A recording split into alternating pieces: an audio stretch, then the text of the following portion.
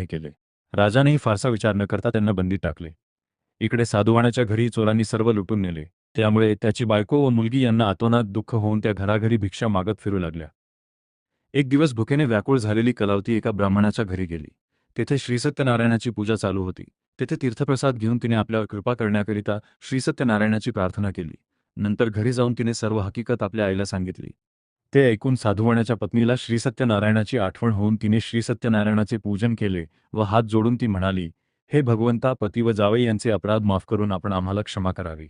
श्री सत्यनारायणाने संतुष्ट होऊन चंद्रकेतू राजाच्या स्वप्नात जाऊन सांगितले, राजा, जे 2 वाणी तू बंदीत ठेवले आहेत त्यांना सकाळी सोडून दे. त्याचप्रमाणे त्यांचे सर्व धनही त्यांना परत देऊन टाक.